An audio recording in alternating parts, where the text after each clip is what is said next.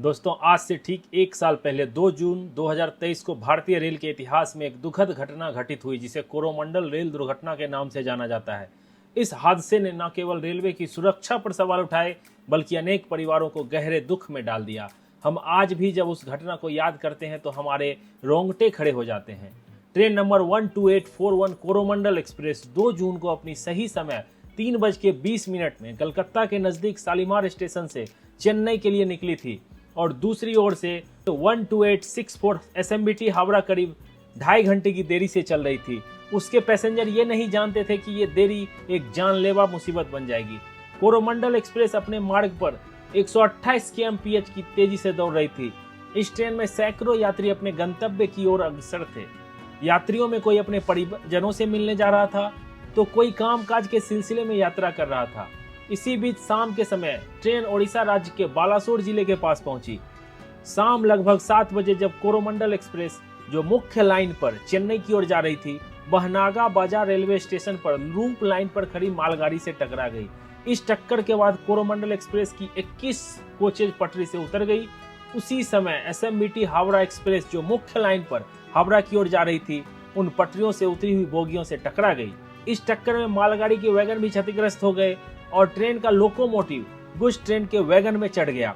इस भयावह टकराव ने अकल्पनीय विनाश और तबाही मचा दी। दुर्घटना के बाद का दृश्य भयावह था। चारों ओर चीख पुकार मची हुई थी। कई यात्री बोगियों के अंदर फंस गए थे और बाहर निकलने का रास्ता नहीं मिल रहा था। स्थानीय लोगों ने यात्रियों को बचाने में सबसे पहले मदद की। उसके बाद एनडीआरएफ ने मोर्चा संभाला। उन्होंने यात्रियों को बाहर निकालने के लिए हर संभव प्रयास किया। उन लोगों की चीखें आज भी उस समय पर गूंज रही होगी। इस हादसे ने न जाने कितने परिवारों को उजाड़ दिया, कितने सपनों को चकनाचूर कर दिया। रात के अंधेरे में भी राहत और बचाव कार्य जारी रहा। स्थानीय प्रशासन, रेलवे अधिकारी और एनडीआरएफ की टीमों ने मिलकर बचाव कार्य को अंजाम दिया। इस घटना में लगभग 300 लोगों की जान चली गई और 1000 से अधिक लोग घायल थे। इस दुर्घटना का मुख्य कारण सिग्नल और टेलीकॉम एसएनटी विभाग द्वारा पिछले 5 सालों से अनदेखा किया गया एक वायरिंग दोष था। दोष उस दिन भी नजरअंदाज कर दिया गया जब मरम्मत का कार्य किया जा रहा था, जिसके परिणाम स्वरूप यह भयावह हादसा हुआ। बहनागा बाजार रेलवे स्टेशन के पास लगे एक लोकेशन बॉक्स में वायरिंग में गड़बड़ी थी। इस बॉक्स में केबल्स होते हैं जो सिग्नल के कार्यों को नियंत्रित करते हैं, जिसमें पॉइंट्स, सिग्नल और ट्रैक सर्किट शामिल हैं। इस दोष की पहचान एसएनटी स्टाफ द्वारा पिछले 5 सालों में नहीं की गई थी। उस दिन भी ध्यान नहीं दिया गया जब मरम्मत का कार्य किया जा रहा था। रेल सुरक्षा आयोग सीआरएस ने इस दुर्घटना के लिए एसएनटी विभाग को दोषी ठहराया। रिपोर्ट के अनुसार यदि उचित प्रतिक्रियाओं का पालन करते हुए सर्किट चेक किए गए होते तो यह हादसा टाला जा सकता था। सर्किट चेक से यह सुनिश्चित किया जाता है कि ट्रैक पर सही पॉइंट सेट किया जा रहा है जो लोकेशन बॉक्स को रिले या कंट्रोल रूम से जोड़ता है। सीआरएस ने 2 जून की दोपहर 3 बजे से रात के 12 बजे तक के डेटा लॉगर डिवाइस के नोट्स का अध्ययन कर घटना के क्रम को पुनर्निर्मित किया। दुर्घटना के लगभग 4 घंटे बाद रात के 11:30 बजे senior section engineer AK Mahanta जो घटनास्थल पर थे को टेस्ट रूम में यह पता चला कि पॉइंट का संकेतिक अभी भी सामान्य दिखा रहा है, जबकि साइट पर पॉइंट मशीनें क्षतिग्रस्त हो गई थी। यह देखकर उन्होंने लेवल क्रॉसिंग गेट 94 पर जाकर वायरिंग में कोई गलती जांचने का निर्णय लिया, जहां उसी दिन शाम 4:20 से 4:50 के बीच इलेक्ट्रिक लिफ्टिंग बैरियर ELB का मेंटेनेंस कार्य किया गया था। जांच में पाया गया कि जनवरी 2015 में स्वीकृत सर्किट डायग्राम में टर्मिनल F23 और F24 को स्पेयर टर्मिनल के रूप में निर्देशित किया गया था, लेकिन वास्तविकता में एसएनटी स्टाफ ने 30 कोर केबल्स का मैगेरिंग करते समय 17 NWKR सर्किट को F13 से F23 और F14 से F24 पर शिफ्ट कर दिया था। यह सर्किट मूल रूप से उस पॉइंट को फिक्स करता था जिसे ट्रेन को मेन लाइन में लेना होता है। एसएनटी स्टाफ ने सीआरएस रिपोर्ट में गवाही दी थी कि उन्हें यह ज्ञात नहीं था कि 17 NWKR सर्किट को स्पेयर टर्मिनल F23 और F24 पर शिफ्ट किया गया था, क्योंकि तार रैक के पीछे से खींचे गए थे और सामने से दिखाई नहीं देते थे। लेकिन अधिकारियों का कहना है कि यह दोष इसलिए नजरअंदाज हो गया क्योंकि एसएनटी स्टाफ ने शॉर्टकट अपनाए और सर्किट्स पर नियमित चेक नहीं किए।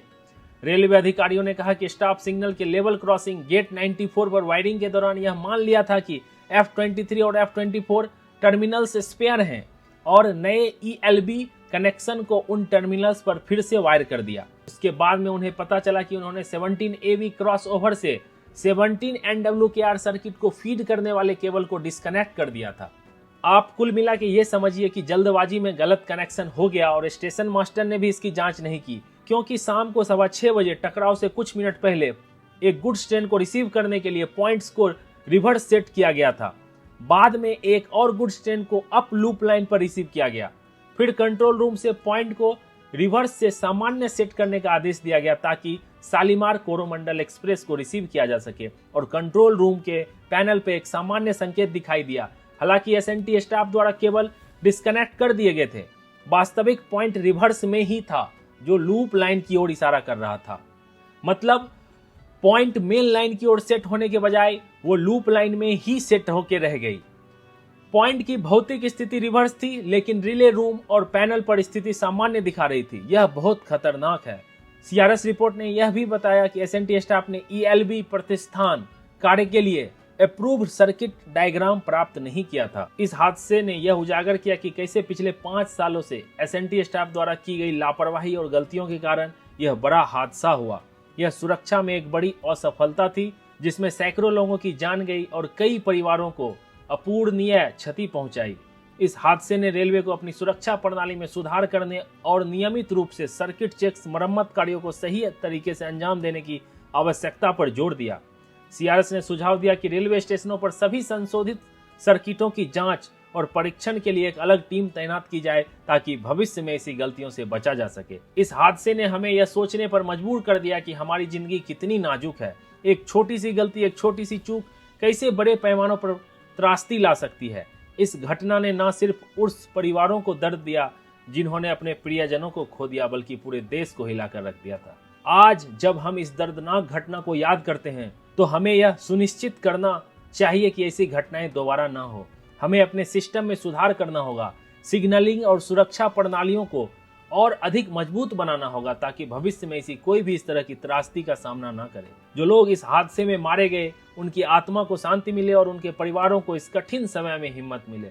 इस घटना ने हमें यह सिखाया कि सुरक्षा में कोई समझौता नहीं होना चाहिए और हर छोटे से छोटे पहलू पर ध्यान देना चाहिए, क्योंकि रेलवे में गलती की कोई गुंजाइश नहीं है। अगर उसमें 0.1% की भी गलती है तो ट्रेन दुर्घटनाग्रस्त होगी और निर्दोष लोगों की जान जाएगी। इस दुखद घटना के बाद रेलवे स्टाफ को एकजुट होकर यह प्रण लेना चाहिए कि हम सभी मिलकर भारतीय रेल को और सुरक्षित बनाएंगे। इस हादसे ने जो सबक दिया उसे हम कभी नहीं भूलेंगे और ऐसी त्रासदी को दोबारा होने से रोकने के लिए हर संभव प्रयास करेंगे। इस हादसे की बरसी पे हमने सोचा एक बार इस घटना को फिर से आपके सामने बताया जाए, सीआरएस ने क्या कहा और किसकी लापरवाही थी। तो आई होप वीडियो आपको पसंद आया होगा। पसंद आया हो तो जरूर लाइक करना, चैनल पे आ गए हो तो कर लो सब्सक्राइब। मिलते हैं जल्द ही अगली वीडियो में, तब तक अपना ख्याल रखिए, अपने परिवार का ख्याल रखिए। Bye bye, take care.